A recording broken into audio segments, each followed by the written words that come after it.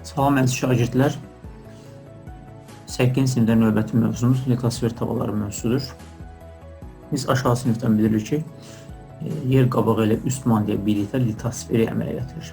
Şəkildə gördüyümüz kimi, yerin daxili quruluşu təsvir olunmuşdur. Nüvə, mantiya və yer qabağından ibarətdir. Yerin daxili quruluşu.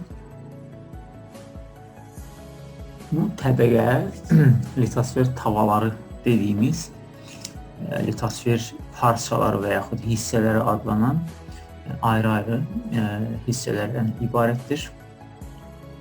Litosfer tavalarının qalınlığı okeanlarda 50-100, materiklərdə isə 200-250 km olur. Bu qat üst mantiyanın yumşaq plastik təbəqəsi olan astronosfer üzərində üfüqi istiqamətdə sürüşür. Bu litosfer tavalarının hərəkətinə səbəb olur. Mantiyadan yer səthinə doğru qalxan güclü maqma axını litosfer tavalarını hərəkət etməyə məcbur edir. Burada təsvirdə gördüyümüz kimi yer səthində relyefin formalaşması, materiklərin yer dəyişməsi və formasının dəyişməsi bu hərəkətlə bağlıdır.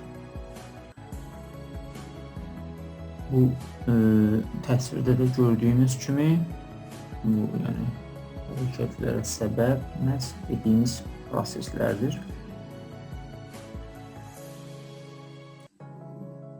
Litosfer tavalarının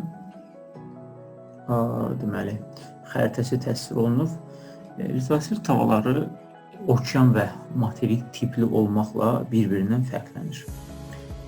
7 iri və bir neçə kiçik litosfer tavalары vardır.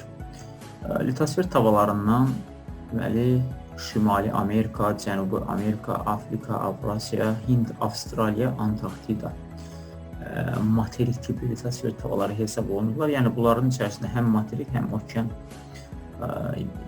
qabığı vardır. Amma sakit okean yalnız materik tipli deyil, birbaşa okean tipli litosfer tavasıdır. Bundan başqa kiçik litosfer tavalar vardır. Nazca burada təsvir olunub. Burada adı deyil, yoxdur, amma Kokos litosfer tavası var.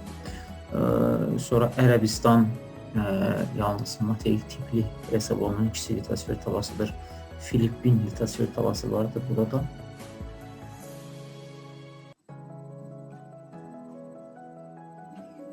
Litosfer tavalarının yaxınlaşma sərhədləri konvergent sərhəddə adlanır. Litosfer tavalarının kənarlaşma sərhədləri isə divergent adlanır. Mövzumuz bu qədər. Növbəti dərsdə görüşərik. Sağ olun.